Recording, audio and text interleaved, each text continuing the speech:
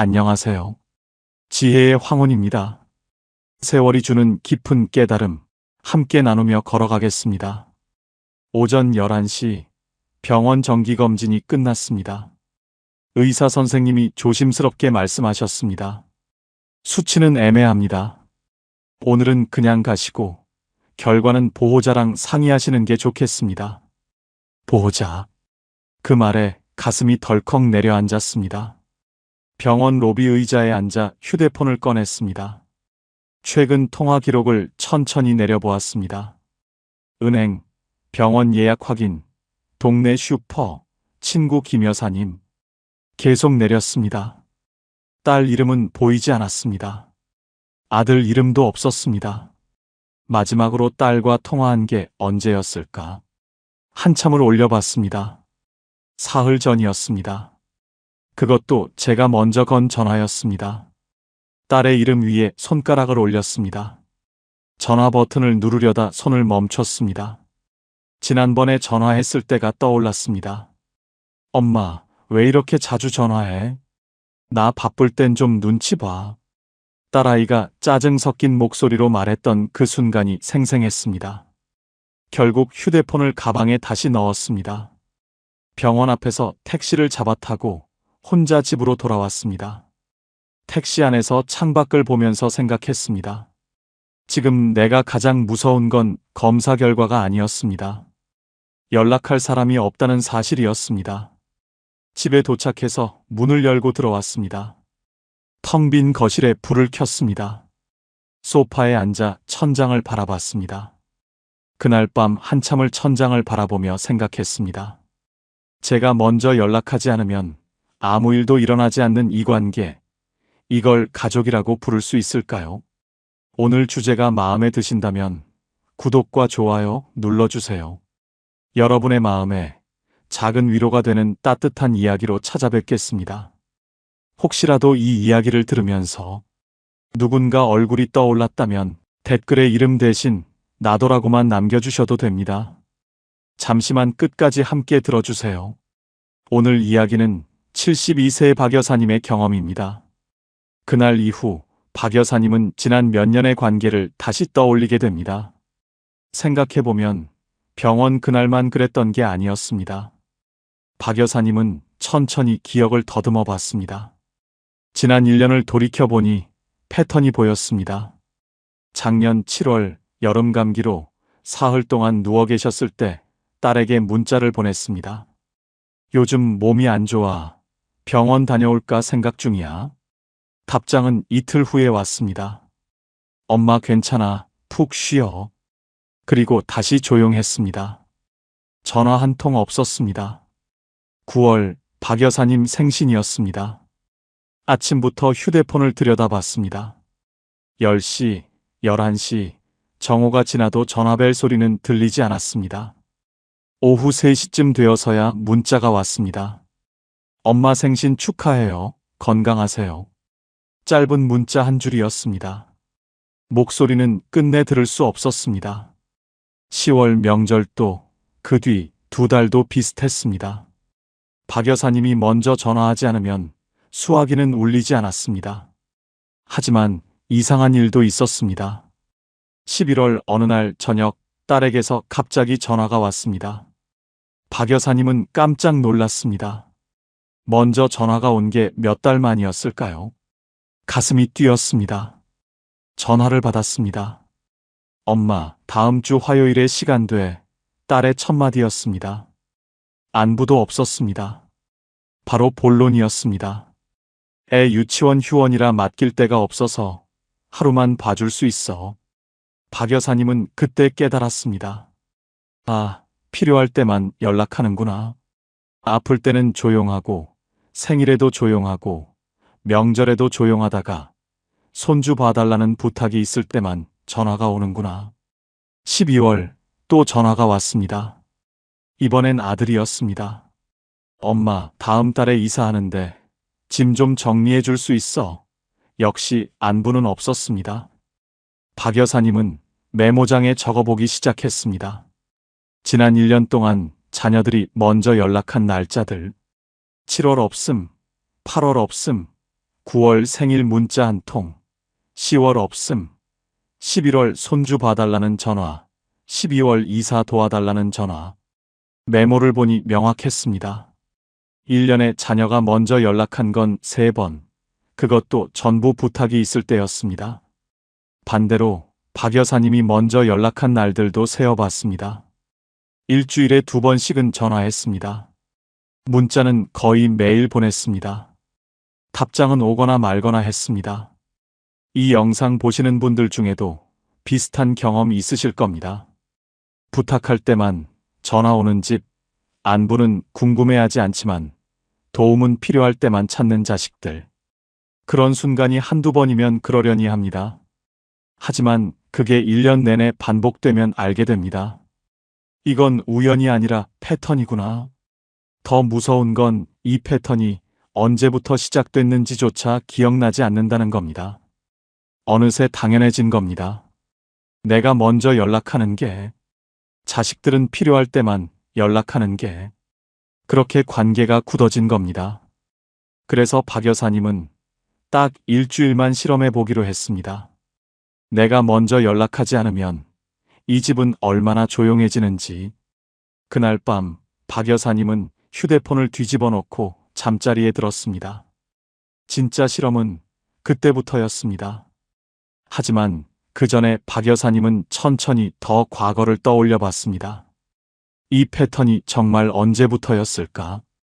기억을 거슬러 올라가다 보니 한 시점이 선명하게 떠올랐습니다. 2년 전 딸의 출산이었습니다. 딸이 임신했다는 소식을 들었을 때 박 여사님은 정말 기뻤습니다. 첫 손주였습니다. 출산 예정일이 다가오자 딸에게서 조심스럽게 전화가 왔습니다. 엄마, 출산하고 나면 산후조리 좀 도와줄 수 있어? 병원에서 2주일 있다가 집으로 오는데 엄마가 와주면 좋겠어. 박 여사님은 망설임 없이 대답했습니다. 그럼 당연하지. 엄마가 다 해줄게. 딸이 출산한 다음 날, 박 여사님은 큰 가방을 꾸렸습니다. 옷가지, 세면도구, 상비약, 석 달은 있을 생각으로 짐을 쌌습니다. 딸의 집 열쇠를 받아 먼저 들어가 청소를 했습니다. 냉장고를 채웠습니다. 아기 옷을 빨아서 개어 놓았습니다. 2주일 후 딸과 사위가 아기를 안고 집에 왔습니다. 박 여사님의 진짜 석 달이 시작됐습니다. 새벽 2시, 4시, 6시 아기가 울 때마다 일어났습니다. 딸이 수유하는 동안 옆에서 베개를 받쳐주고 물을 떠다 줬습니다. 수유가 끝나면 아기를 받아서 트림을 시키고 재웠습니다. 딸은 다시 잠들었고 박 여사님은 아기를 안고 거실을 오가며 토닥였습니다. 아침 7시가 되면 미역국을 끓였습니다. 딸이 일어나기 전에 밥상을 차렸습니다. 설거지를 하고 빨래를 돌리고 기저귀를 삶았습니다. 낮에는 딸이 쉴 수 있도록 아기를 돌봤습니다. 기저귀를 갈고 목욕을 시키고 잠을 재웠습니다. 사위가 퇴근하면 저녁을 차려냈습니다. 그러다 보니 박 여사님 자신의 일정은 다 미뤄졌습니다. 한 달에 한 번 가던 병원 정기검진 미뤘습니다. 허리가 아파서 물리치료 받으려던 것 미뤘습니다. 친구들 만나는 모임 다 취소했습니다. 오로지 딸과 손주만 생각했습니다. 한 달이 지났습니다. 딸은 말했습니다. 엄마, 좀 더 있어줄 수 있어? 아직은 엄마 없으면 안 될 것 같아. 박 여사님은 그럼 당연하지 라고 대답했습니다. 2달이 지났습니다. 사위가 조심스럽게 말했습니다. 어머님 덕분에 정말 큰 도움이 됩니다. 조금만 더 계셔주시면 안 될까요? 박 여사님은 고개를 끄덕였습니다. 석 달째가 됐습니다. 박 여사님의 허리는 더 이상 참기 어려울 정도로 아팠습니다. 밤에 누워도 잠이 오지 않았습니다. 무릎도 붓기 시작했습니다. 계단을 오르내릴 때마다 통증이 왔습니다. 하지만 말하지 않았습니다. 딸에게 부담 주고 싶지 않았습니다. 그 석 달 동안 박 여사님이 들었던 말들이 있습니다. 역시 엄마가 최고야. 엄마 아니면 누가 이렇게 해줘. 엄마가 와주니까. 우리가 사는 것 같아. 정말 고마워. 엄마, 그 말들이 박 여사님에게는 큰 힘이 됐습니다. 아, 내가 필요한 사람이구나. 딸에게 도움이 되고 있구나. 석 달이 지나고 박 여사님은 집으로 돌아왔습니다. 자기 집 문을 열고 들어섰을 때 이상하게 낯설었습니다. 석 달 만에 돌아온 내 집이 마치 남의 집 같았습니다. 소파에 앉아 쉬려고 하는데 몸이 말을 듣지 않았습니다. 석 달 동안 쌓인 피로가 한꺼번에 밀려왔습니다. 그날 밤 딸에게서 문자가 왔습니다. 엄마 집에 잘 들어갔어. 석 달 동안 정말 고마웠어. 푹 쉬어. 박 여사님은 문자를 보고 미소를 지었습니다. 그래, 고생했으니 이제 좀 쉬어야지. 하지만 이상한 일이 생기기 시작했습니다. 다음 날 딸에게서 연락이 없었습니다. 그럴 수 있지. 바쁘겠지. 사흘이 지났습니다. 여전히 연락이 없었습니다. 박 여사님이 먼저 전화를 걸었습니다. 딸은 받았습니다. 아, 엄마 잘 지내. 나 좀 바빠. 나중에 다시 전화할게. 그리고 끊었습니다. 나중에 전화는 오지 않았습니다. 일주일이 지났습니다. 박 여사님이 다시 전화를 걸었습니다. 애기 잘 지내. 딸의 대답은 짧았습니다. 응, 잘 지내. 엄마도 잘 지내. 통화는 1분도 안 돼서 끝났습니다. 석 달 동안 매일같이 함께 있었는데 갑자기 남처럼 느껴졌습니다. 한 달이 지났습니다. 박 여사님이 먼저 전화하지 않으면 딸에게서 연락이 오지 않았습니다. 2달이 지났습니다. 일주일에 한 번 통화하던 게 2주일에 한 번으로 줄었습니다. 석 달이 지나자 한 달에 한 번도 연락이 없었습니다. 박 여사님은 혼란스러웠습니다. 석 달 동안 그렇게 가까웠는데, 매일 함께 있었는데, 왜 이렇게 됐을까? 혹시 내가 뭘 잘못했나? 산후조리 중에 서운한 일이 있었나? 밤마다 생각했지만 떠오르는 게 없었습니다. 그러다 1년 후 딸에게서 전화가 왔습니다. 박 여사님은 너무 반가웠습니다. 1년 만에 딸이 먼저 전화를 한 겁니다. 서둘러 전화를 받았습니다. 여보세요, 딸아. 딸의 목소리가 들렸습니다. 엄마, 다음 주 화요일에 시간 돼. 애 유치원 휴원이라 하루만 봐줄 수 있어. 그 순간 박 여사님은 깨달았습니다. 아, 그렇구나. 석 달 동안 매일 연락했던 건 내가 필요했기 때문이고, 석 달 후 연락이 끊긴 건 더 이상 필요 없어졌기 때문이구나. 그리고 지금 다시 연락이 온 건 또 필요해졌기 때문이구나. 필요할 때는 우리 엄마였고, 필요가 끝나자 저는 연락해도 되는 번호가 됐습니다. 사람이 아니라 호출 버튼처럼요. 박 여사님은 궁금했습니다. 도대체 왜 이렇게 됐을까?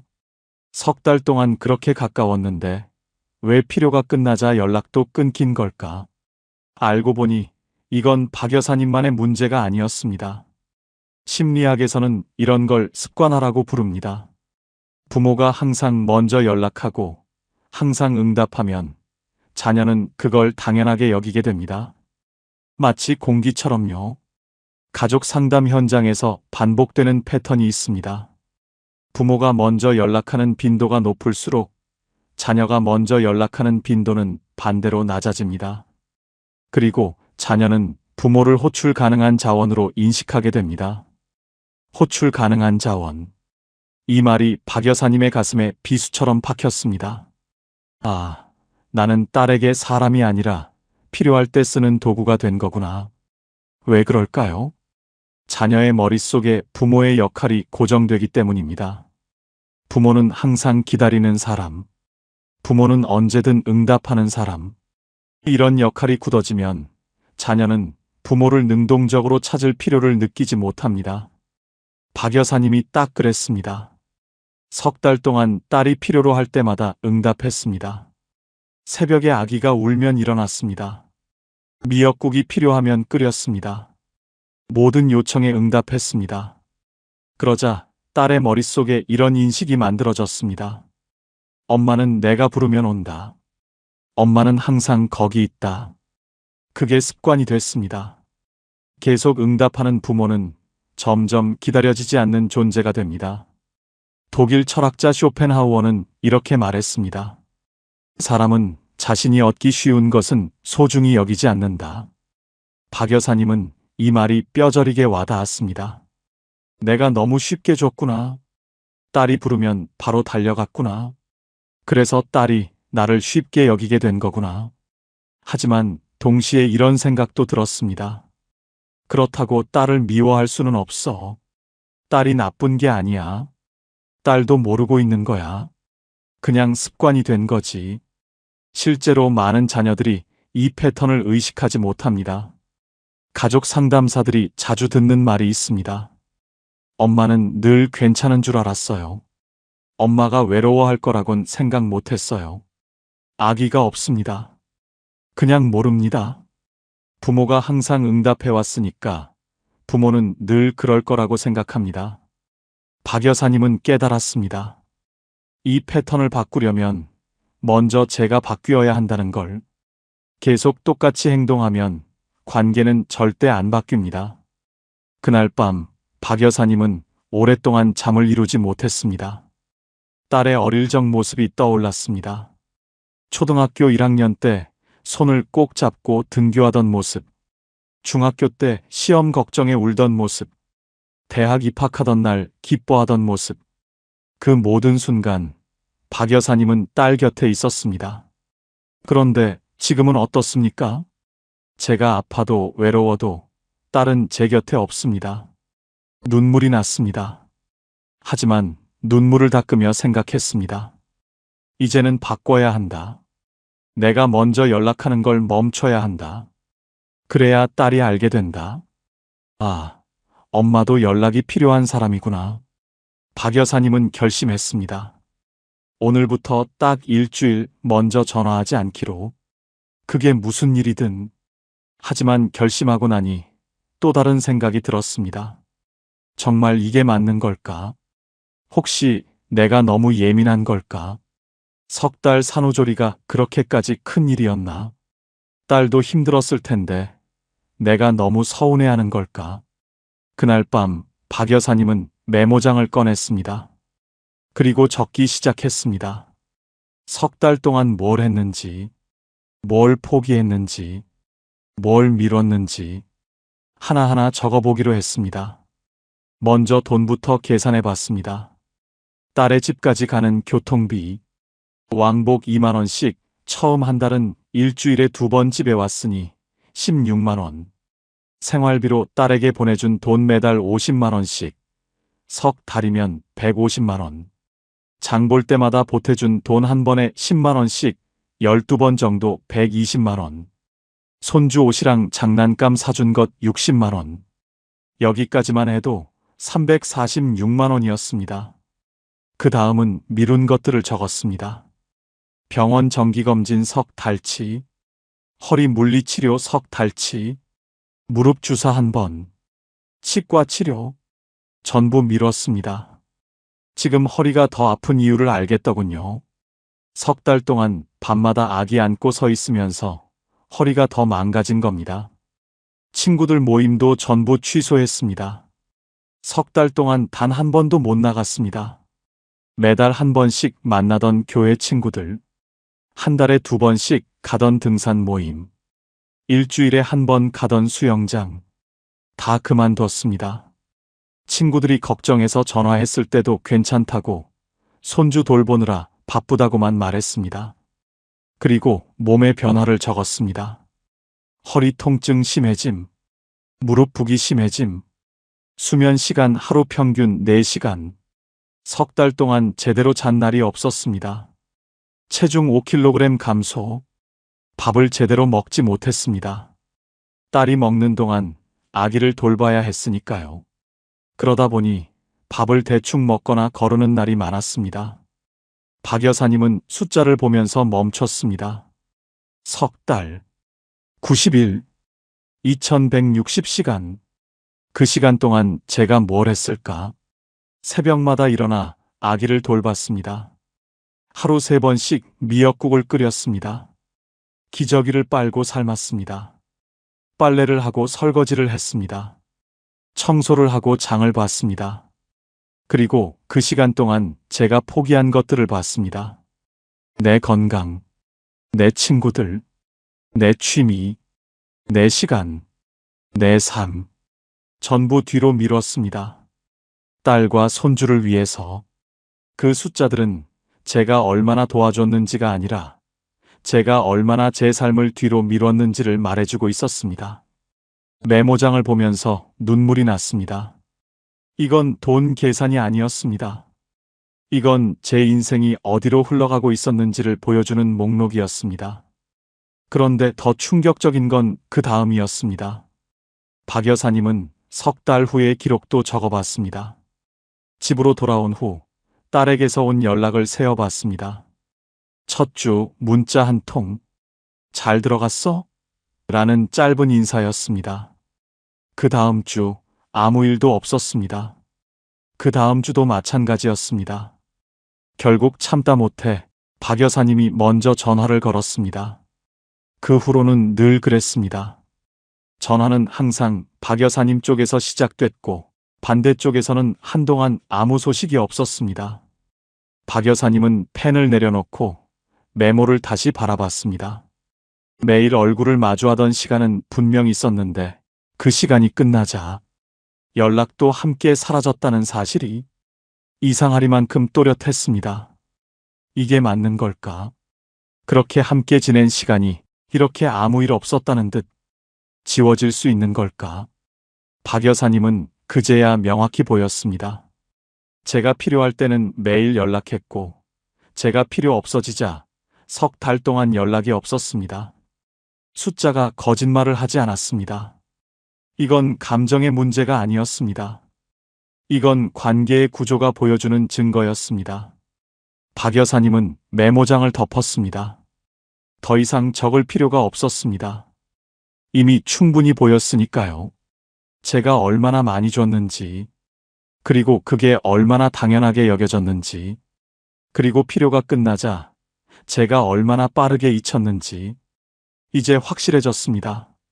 제가 먼저 연락하는 걸 멈춰야 한다는 것, 이 패턴을 깨야 한다는 것, 그게 제 존엄을 지키는 유일한 방법이라는 것을요.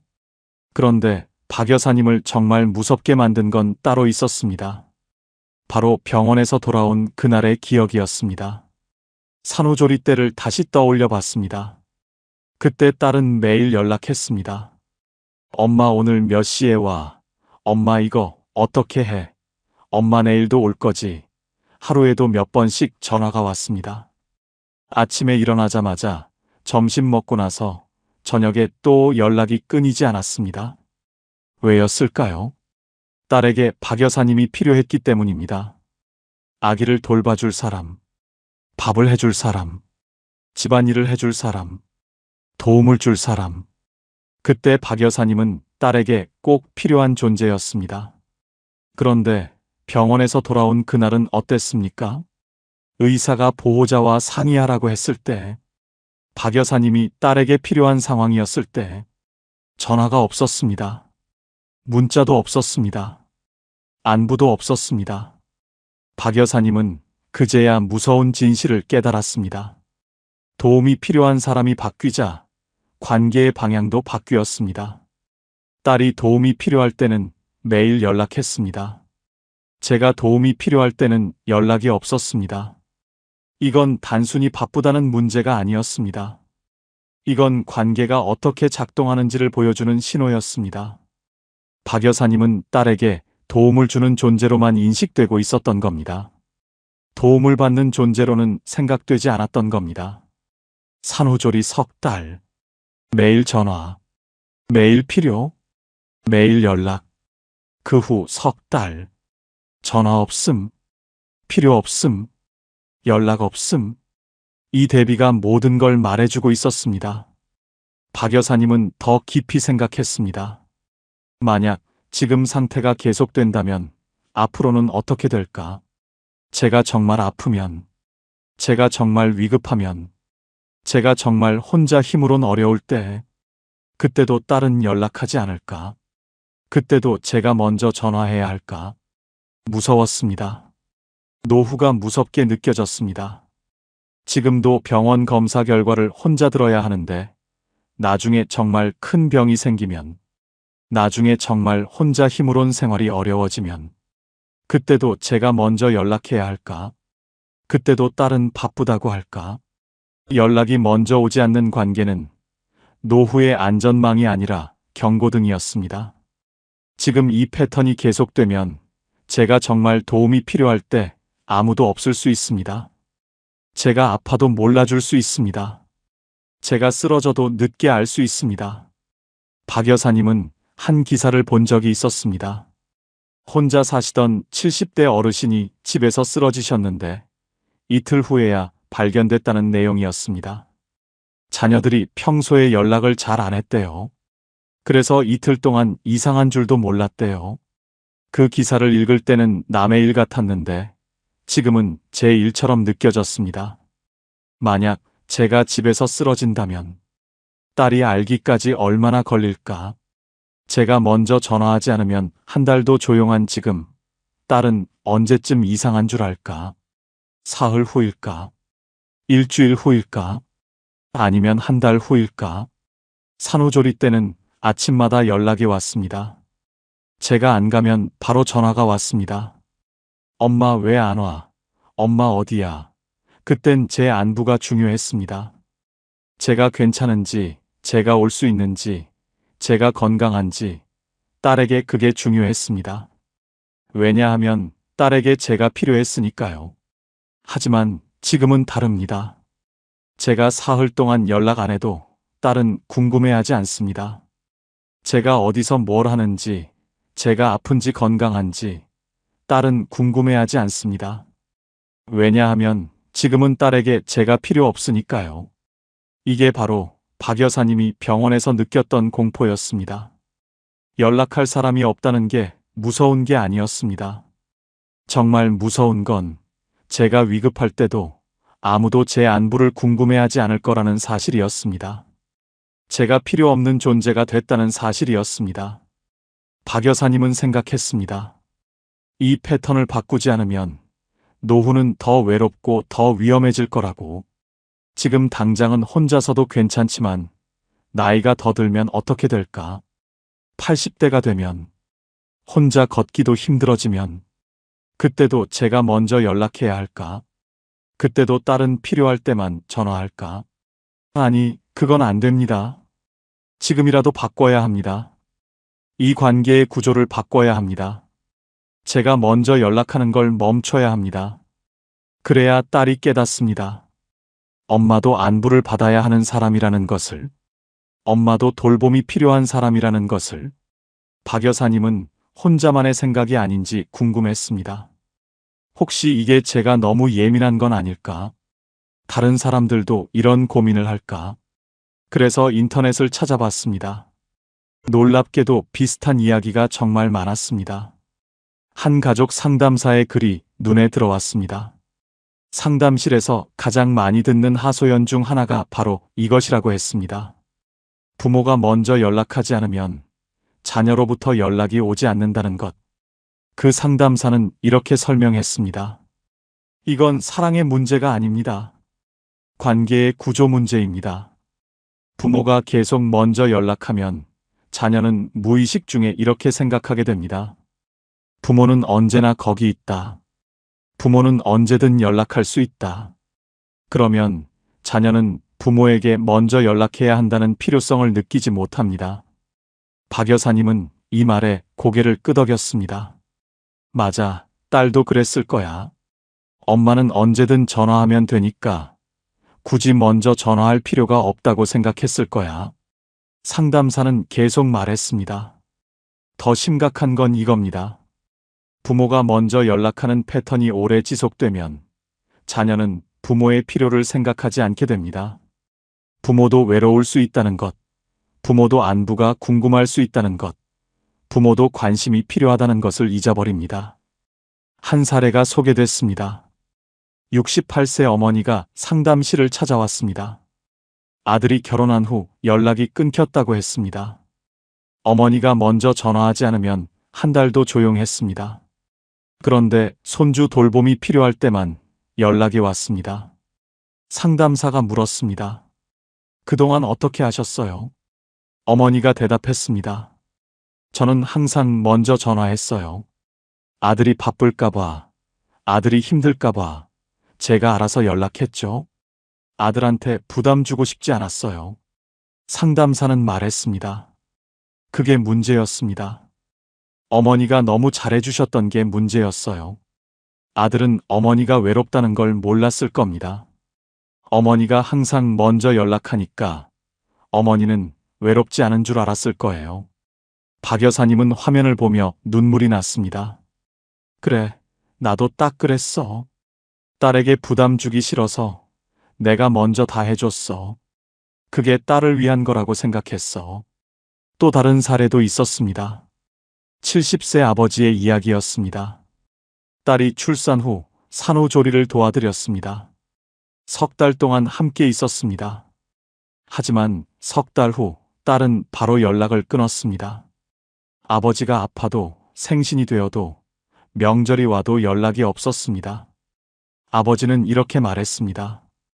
필요할 때는 매일 전화했는데 필요 없어지니까 석 달 동안 전화가 한 통도 없더라고요. 저는 도구였던 거죠. 쓸 때만 쓰고 버리는.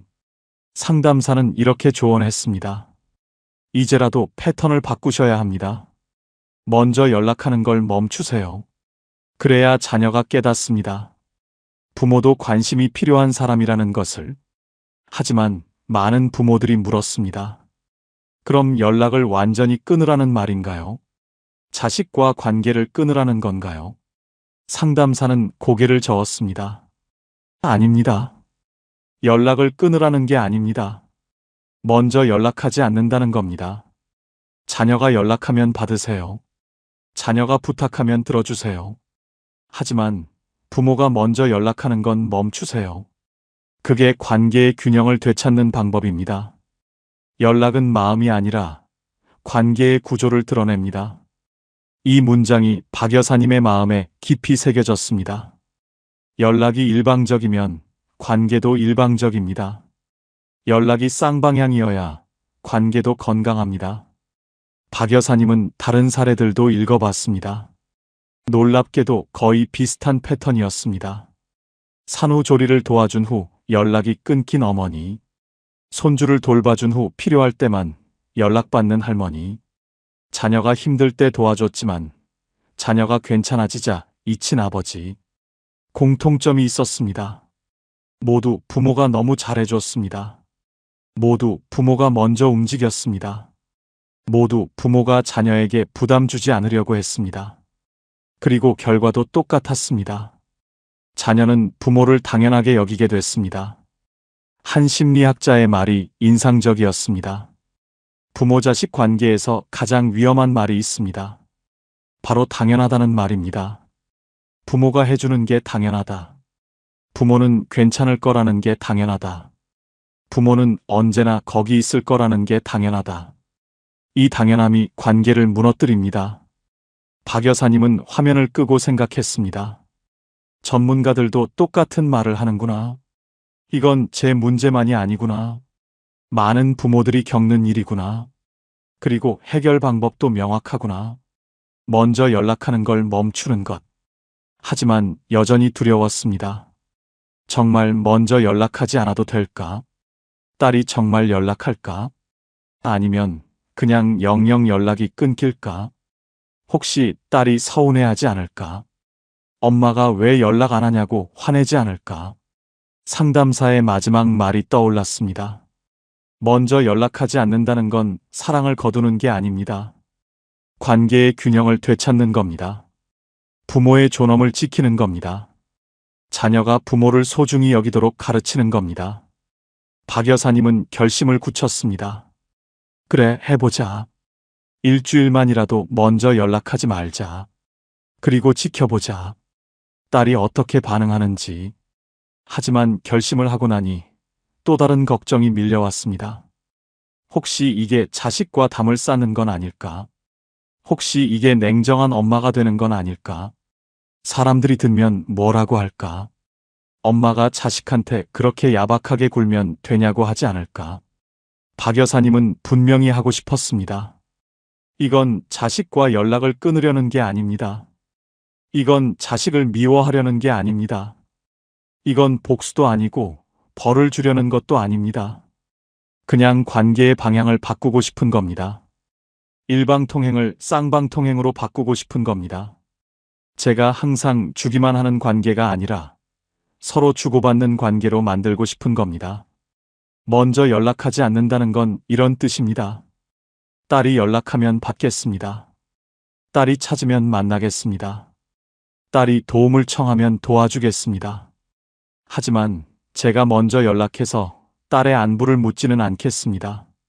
제가 먼저 나서서 딸의 일정을 확인하지 않겠습니다. 왜냐하면 그렇게 하면 딸은 영원히 배우지 못하기 때문입니다. 엄마도 안부를 받아야 하는 사람이라는 것을, 엄마도 관심이 필요한 사람이라는 것을, 엄마도 외로울 수 있는 사람이라는 것을. 제가 계속 먼저 연락하면 딸은 계속 편하게 살 겁니다. 엄마는 언제든 괜찮을 거라고 생각하면서요. 엄마는 외롭지 않을 거라고 믿으면서요. 그러다 어느 날 제가 정말 위급한 상황이 되면 그때는 이미 늦습니다. 박 여사님은 이것도 사랑이라고 생각했습니다. 딸에게 가르쳐 주는 것도 사랑입니다. 관계는 쌍방향이어야 한다는 것을, 부모도 존중받아야 한다는 것을. 이걸 지금 가르쳐 주지 않으면 딸은 평생 모르고 살 겁니다. 그리고 언젠가 딸도 부모가 될 겁니다. 딸의 아이가 크면 딸도 지금의 박 여사님처럼 외로워질 수 있습니다. 그때 딸이 깨닫겠죠. 아, 우리 엄마가 그때 이런 마음이었구나. 하지만 그때는 이미 늦을 수 있습니다. 그래서 지금 가르쳐 주는 겁니다. 지금 패턴을 바꾸는 겁니다. 그게 딸을 위한 길이기도 합니다. 딸이 나중에 후회하지 않도록요. 박 여사님은 또 생각했습니다. 만약 제가 먼저 연락하지 않는데도 딸이 계속 연락하지 않는다면 어떻게 될까? 한 달이 지나도, 두 달이 지나도, 석 달이 지나도 조용하다면, 그럼 그것도 답입니다. 슬프지만 명확한 답입니다. 딸에게 엄마는 그 정도의 존재였다는 것, 필요할 때만 찾는 존재였다는 것. 그 사실을 알면 더 이상 기대하지 않게 됩니다. 더 이상 서운해하지 않게 됩니다. 하지만 박 여사님은 희망도 있었습니다. 혹시 딸이 먼저 연락할 수도 있습니다. 엄마 왜 연락 안 해? 하고 궁금해할 수도 있습니다. 그럼 그때 말할 겁니다. 엄마도 내가 먼저 연락하는 게 보고 싶었어. 엄마도 내가 엄마 생각하는 게 느껴지고 싶었어.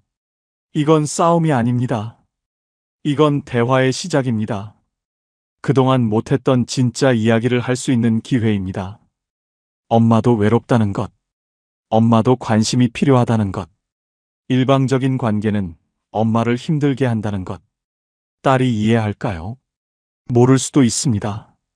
처음엔 서운해할 수도 있습니다. 엄마가 왜 그러냐고 화낼 수도 있습니다. 하지만 그래도 괜찮습니다. 그 과정을 거쳐야 관계가 변합니다. 박 여사님은 마지막으로 생각을 정리했습니다. 제가 원하는 건 간단합니다. 딸이 가끔 먼저 전화해서 물어보는 겁니다. 엄마 요즘 어때? 건강은 괜찮아? 외롭지는 않아? 그 한마디면 됩니다. 거창한 걸 바라는 게 아닙니다. 매일 전화하라는 것도 아닙니다. 돈을 달라는 것도 아니고 매일 찾아오라는 것도 아닙니다. 그냥 가끔 딸이 먼저 엄마 생각을 해주는 겁니다. 엄마도 안부가 필요한 사람이라는 걸 기억해 주는 겁니다. 그게 그렇게 어려운 일일까요? 석 달 동안 매일 새벽에 일어나 손주를 돌본 엄마한테 그 정도 관심도 못 줄까요? 일주일에 한 번, 아니 한 달에 한 번이라도 먼저 전화하는 게 그렇게 어려울까요? 박 여사님은 눈물을 닦았습니다. 이제 더 이상 망설이지 않겠습니다. 내일부터 일주일 먼저 연락하지 않겠습니다. 딸이 필요하면 연락할 겁니다. 딸이 엄마가 그리우면 연락할 겁니다. 그걸 기다리겠습니다. 그리고 일주일 후에 보겠습니다. 딸이 연락했는지, 아니면 여전히 조용한지, 그 결과가 뭐든 그게 우리 관계의 진짜 모습일 겁니다. 결심을 한 날 밤이었습니다. 박 여사님은 침대에 누웠지만 잠이 오지 않았습니다. 내일부터 정말 먼저 연락하지 말아야 하는데 막상 생각하니 두려웠습니다. 휴대폰을 들여다봤습니다.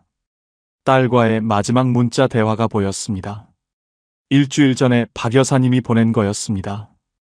요즘 날씨가 추운데 감기 조심해. 딸의 답장은 없었습니다. 읽음 표시만 떠 있었습니다. 박 여사님은 문자함을 위로 올려봤습니다. 지난 한 달 동안의 대화 내역이었습니다. 거의 다 박 여사님이 보낸 문자였습니다. 오늘 점심은 뭐 먹었어? 손주 감기는 나았어? 주말에 시간 되면 집에 올래? 답장은 간단했습니다. 응, 네, 바빠서 못 갈 것 같아. 더 위로 올려봤습니다. 2달 전, 3달 전. 패턴은 똑같았습니다. 박 여사님이 묻고 딸이 짧게 답하거나 아예 답하지 않거나. 제가 이렇게까지 일방적으로 연락했구나. 숫자로 보니 더 명확했습니다. 휴대폰을 내려놓았습니다. 그리고 생각했습니다. 내일 아침에 일어나면 평소처럼 딸에게 좋은 아침이라고 문자하고 싶을 텐데 참아야 합니다. 점심때가 되면 점심 잘 먹으라고 문자하고 싶을 텐데 참아야 합니다. 저녁에 손주 얼굴이 보고 싶어서 영상통화 신청하고 싶을 텐데 참아야 합니다. 일주일, 7일, 168시간. 그 시간 동안 먼저 연락하지 않기. 생각보다 긴 시간이었습니다. 정말 할 수 있을까? 중간에 포기하지 않을까? 박 여사님은 메모장을 꺼냈습니다. 그리고 적기 시작했습니다. 먼저 연락하고 싶을 때마다 읽을 문장들이었습니다. 첫째, 딸이 나를 필요로 할 때 연락할 것이다. 지금 내가 연락하면 딸은 영원히 배우지 못한다. 둘째, 나도 안부를 받을 자격이 있다. 항상 주기만 하는 관계는 건강하지 않다.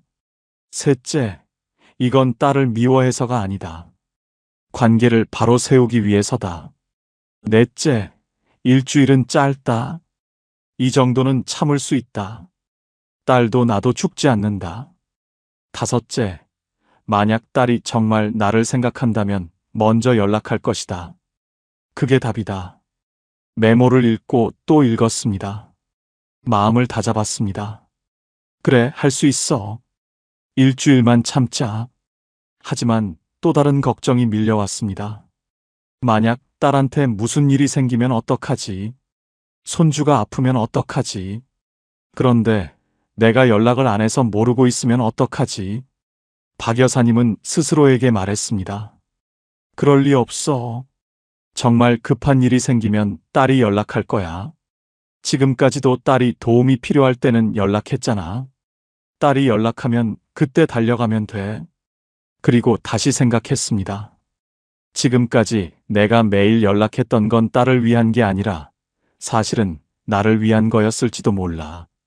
딸이 잘 지내는지 확인해야 마음이 놓였던 거야. 딸의 목소리를 들어야 안심이 됐던 거야. 그런데 그게 딸을 위한 걸까? 나를 위한 걸까? 어쩌면 제가 먼저 연락하지 않는 게 딸을 위한 일일 수도 있습니다. 딸도 혼자 잘 지낼 수 있습니다. 딸도 이제 어른입니다. 제가 매일 확인하지 않아도 딸은 잘 살 겁니다. 천장을 바라보며 오래 생각했습니다. 그동안 제가 착각하고 산 건 아닐까? 딸이 나를 필요로 한다고 생각했는데 사실은 내가 딸을 필요로 했던 건 아닐까? 내가 딸에게 필요한 사람이고 싶었던 건 아닐까? 맞습니다. 솔직히 말하면 그랬습니다. 제가 딸에게 연락하는 건 딸을 확인하려는 것도 있었지만 제가 딸에게 잊히지 않으려는 것도 있었습니다. 제가 계속 연락해야 딸이 저를 기억할 거라고 생각했습니다. 하지만 그게 잘못됐습니다. 제가 계속 연락할수록 딸은 저를 당연하게 여겼습니다. 제가 더 애쓸수록 딸은 저를 덜 생각했습니다. 이 역설을 이제야 깨달았습니다. 박 여사님은 휴대폰을 다시 들었습니다. 그리고 알람을 설정했습니다. 내일 아침 8시. 알람 이름은 이렇게 적었습니다. 먼저 연락하지 말 것. 딸이 필요하면 연락할 것. 알람을 저장하고 휴대폰을 뒤집어 놓았습니다. 화면이 보이지 않게요. 그래야 새벽에 일어나서 습관적으로 딸에게 문자하는 걸 막을 수 있을 것 같았습니다. 마지막으로 다짐했습니다. 내일부터 7일 동안 딸에게 먼저 연락하지 않겠습니다. 문자도, 전화도, 영상통화도 딸이 필요하면 딸이 연락할 겁니다. 그걸 기다리겠습니다. 그리고 7일 후에 확인하겠습니다. 딸이 한 번이라도 저를 생각했는지, 딸이 한 번이라도 제 안부가 궁금했는지, 그게 우리 관계의 진짜 모습일 겁니다. 눈을 감았습니다. 내일부터 시작입니다. 새로운 관계의 시작입니다. 첫째 날 아침이었습니다. 알람이 울렸습니다. 먼저 연락하지 말 것. 박 여사님은 휴대폰을 집어들었다가 다시 내려놓았습니다. 평소 같으면 딸에게 좋은 아침 문자를 보낼 시간이었습니다. 손이 근질거렸습니다. 하지만 참았습니다. 아침 식사를 하면서도 휴대폰이 신경 쓰였습니다. 혹시 딸에게서 연락이 왔을까? 확인해 봤습니다. 아무것도 없었습니다. 그래, 첫날이니까. 아직 딸이 모를 수도 있어. 점심때가 됐습니다. 평소엔 이맘때쯤 딸에게 점심 잘 먹으라고 문자했습니다. 오늘은 참았습니다. 대신 친구에게 전화했습니다. 오랜만에 수다를 떨었습니다. 그래도 마음 한구석이 허전했습니다. 저녁이 됐습니다. 여전히 딸에게서 연락은 없었습니다. 괜찮아, 첫날이야. 딸도 바쁠 거야. 스스로를 달랬습니다. 둘째 날이 지났습니다. 여전히 조용했습니다. 셋째 날도 마찬가지였습니다. 박 여사님은 메모장에 적어둔 문장들을 읽고 또 읽었습니다. 딸이 나를 필요로 할 때 연락할 것이다. 나도 안부를 받을 자격이 있다. 넷째 날, 박 여사님은 힘들었습니다. 손주 얼굴이 너무 보고 싶었습니다. 딸의 목소리가 듣고 싶었습니다. 휴대폰을 들었다가 내려놓기를 여러 번 반복했습니다. 거실을 서성였습니다. TV를 켜도 내용이 들어오지 않았습니다. 그날 저녁, 박 여사님은 울었습니다. 나흘 동안 딸에게서 연락이 한 통도 없다는 게 믿기지 않았습니다. 제가 먼저 연락하지 않으면 딸은 정말 저를 생각하지 않는구나. 제가 없어도 딸은 아무렇지 않게 살고 있구나. 다섯째 날, 박 여사님은 화가 났습니다. 나흘이 지났는데 한 통의 연락도 없다니. 엄마가 걱정되지도 않나? 엄마가 아픈 건 아닌지, 엄마가 무슨 일이 생긴 건 아닌지, 그런 생각도 안 드나. 하지만 동시에 깨달았습니다. 아, 이게 답이구나. 제가 먼저 연락하지 않으면 딸은 정말 저를 찾지 않는구나. 평소에 제가 매일 연락했던 게 딸이 원해서가 아니라 제가 필요해서였구나. 여섯째 날, 박 여사님은 담담해졌습니다. 슬픔을 지나 체념이 왔습니다. 그래, 이게 우리 관계의 진짜 모습이었어. 제가 착각하고 살았던 거야. 딸이 저를 필요로 한다고, 딸이 저를 보고 싶어 한다고. 하지만 진실은 달랐습니다. 딸은 제가 없어도 잘 살았습니다. 엿새 동안 한 번도 제 생각을 하지 않았습니다. 아니, 혹시 생각은 했을 수도 있습니다. 하지만 연락할 만큼은 아니었습니다. 그게 더 슬펐습니다. 일곱째 날 아침이 왔습니다. 일주일이 끝나는 날이었습니다. 박 여사님은 휴대폰을 확인했습니다. 마지막 문자는 여전히 일주일 전 제가 보낸 것이었습니다. 읽음 표시만 떠 있었습니다. 일주일 동안 딸에게서 연락은 단 한 통도 오지 않았습니다. 문자도, 전화도, 영상통화도 아무것도 없었습니다. 박 여사님은 그제야 명확히 알았습니다. 제가 먼저 연락하지 않으면 딸과 저 사이에는 일주일 동안 아무 일도 일어나지 않습니다. 제가 관계를 만들어 왔던 겁니다. 제가 연락을 만들어 왔던 겁니다. 제가 없으면 관계도 없었습니다. 이 사실이 뼈저리게 아팠습니다. 하지만 동시에 명확했습니다. 이제 알았습니다. 제가 어떤 존재였는지, 딸에게 제가 얼마나 필요한 존재였는지. 박 여사님은 메모장을 펼쳤습니다. 그리고 적었습니다. 일주일 실험해보니 딸에게서 온 연락은 없었습니다. 제 예상은 틀렸습니다. 딸이 한 번쯤은 연락할 줄 알았습니다. 하지만 일주일 내내 조용했습니다. 결론은 제가 먼저 연락하지 않으면 우리 관계는 존재하지 않습니다. 딸은 저를 필요로 하지 않습니다. 정확히는 제가 도움을 줄 수 있을 때만 필요로 합니다.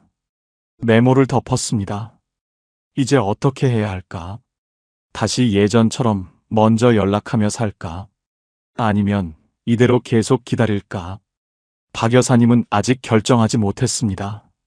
다만 한 가지는 확실했습니다. 이제 더 이상 착각하지 않겠다는 것. 딸이 저를 얼마나 생각하는지 이제는 정확히 알았으니까요. 그런데 8일째 되는 날이었습니다. 저녁 6시쯤 휴대폰이 울렸습니다. 박 여사님은 깜짝 놀라 휴대폰을 집어들었습니다. 딸이었습니다. 일주일 만에 처음 온 연락이었습니다. 가슴이 뛰었습니다. 손이 떨렸습니다. 전화를 받았습니다. 여보세요. 박 여사님의 목소리가 떨렸습니다. 딸의 목소리가 들렸습니다. 엄마. 박 여사님은 기다렸습니다. 그동안 연락 못해서 미안하다는 말이 나올까? 엄마 잘 지냈냐는 인사가 나올까? 엄마 보고 싶었다는 말이 나올까? 하지만 딸의 다음 말은 달랐습니다. 엄마, 다음 주 목요일에 시간 돼. 애 병원 데려가야 하는데 시간을 못 내겠어. 하루만 봐줄 수 있어. 박 여사님은 그 순간 모든 게 멈춘 것 같았습니다. 일주일 동안 한 번도 연락하지 않다가 처음 하는 말이 부탁이었습니다. 안부도 미안함도 그리움도 없었습니다. 그냥 필요해서 전화한 겁니다. 박 여사님은 조용히 물었습니다. 엄마 그동안 잘 지냈는지는 궁금하지 않았어. 딸이 대답했습니다. 엄마야 당연히 잘 지내셨겠지. 왜 어디 아프셨어? 걱정한 게 아니라 확인하는 투였습니다. 박 여사님은 말했습니다. 아니, 괜찮아. 딸이 말했습니다. 그럼 다음 주 목요일 괜찮아. 박 여사님은 잠시 침묵했습니다. 그리고 대답했습니다. 미안한데 그날은 약속이 있어서 어려울 것 같아. 사실 약속은 없었습니다. 하지만 박 여사님은 더 이상 이런 식으로 대해지고 싶지 않았습니다. 일주일 동안 안부 한 번 묻지 않다가 필요할 때만 전화해서 당연하다는 듯이 부탁하는 것. 이제는 안 되겠다고 생각했습니다. 딸이 놀란 목소리로 물었습니다. 엄마, 무슨 약속인데? 엄마는 평소에 약속 없잖아. 박 여사님은 가슴이 아팠습니다. 딸의 말이 맞았습니다. 평소에 박 여사님은 약속이 없었습니다. 언제든 딸이 부르면 달려갈 수 있게 일부러 약속을 만들지 않았습니다. 하지만 이제는 달라야 했습니다. 박 여사님은 말했습니다. 친구들 만나기로 했어. 오랜만에 여행도 가기로 했고, 딸이 짜증 섞인 목소리로 말했습니다. 그럼 다른 날은? 박 여사님은 대답했습니다. 다음 주는 계속 바빠. 딸이 한숨을 쉬었습니다. 알았어. 그럼 다른 사람 알아볼게. 그리고 전화를 끊었습니다. 미안하다는 말도, 다음에 보자는 말도 없었습니다. 그냥 끊었습니다. 박 여사님은 휴대폰을 내려놓았습니다. 손이 떨렸습니다. 처음으로 딸의 부탁을 거절한 겁니다. 평생 처음이었습니다.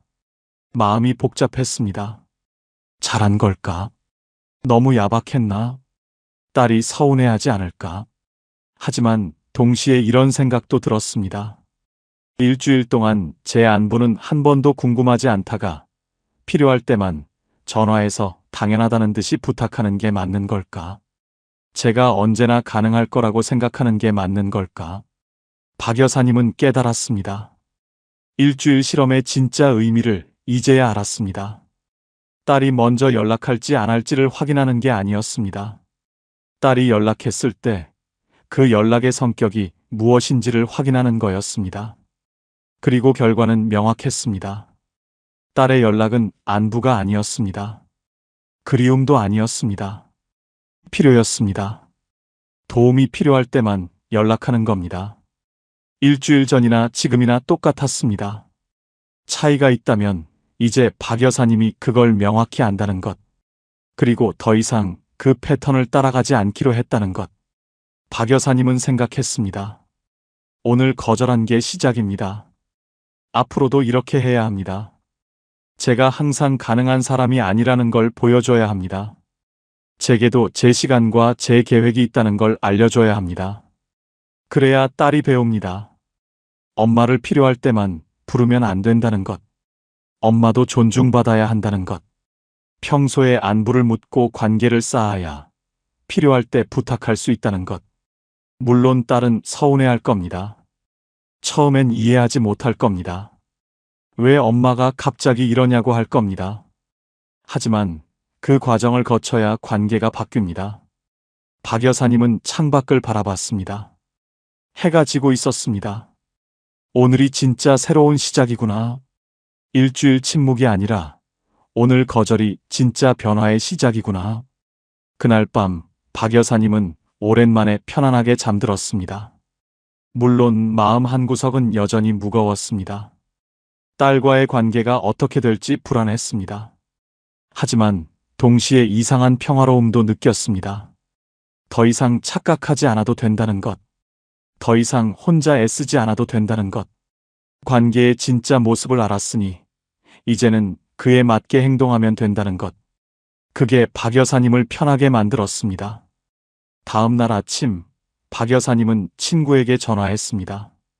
오랜만에 여행 가자고 했습니다. 친구가 놀라며 물었습니다. 손주 안 봐줘도 돼? 박 여사님은 웃으며 대답했습니다. 내 인생도 살아야지. 이후 박 여사님의 일상이 조금씩 달라지기 시작했습니다. 매일 아침 딸에게 문자하던 습관을 멈췄습니다. 대신 친구들과 약속을 잡았습니다. 미뤄뒀던 취미 생활을 다시 시작했습니다. 혼자서도 충분히 의미 있는 시간을 보낼 수 있다는 걸 깨달았습니다. 딸에게서는 가끔 연락이 왔습니다. 여전히 도움이 필요할 때만이었습니다. 하지만 박 여사님은 이제 선택할 수 있었습니다. 가능하면 돕고 불가능하면 거절하는 것. 더 이상 무조건 달려가지 않았습니다. 처음엔 딸이 서운해했습니다. 엄마가 왜 이러냐고 예전 같지 않다고 했습니다. 하지만 박 여사님은 흔들리지 않았습니다. 조용히 말했습니다. 엄마도 엄마 인생이 있어. 딸은 이해하지 못하는 표정이었습니다. 하지만 괜찮았습니다. 천천히 배우게 될 테니까요. 몇 달이 지났습니다. 놀라운 일이 생겼습니다. 딸에게서 먼저 안부 전화가 왔습니다. 부탁이 아니었습니다. 그냥 엄마 잘 지내시냐는 전화였습니다. 짧은 통화였지만 박 여사님은 눈물이 날 것 같았습니다. 관계가 완전히 바뀐 건 아니었습니다. 여전히 딸은 바빴고 연락은 자주 오지 않았습니다. 하지만 달라진 게 있었습니다. 이제 딸도 가끔은 엄마를 생각한다는 것. 엄마도 안부가 필요한 사람이라는 걸 조금씩 깨닫고 있다는 것. 박 여사님은 깨달았습니다.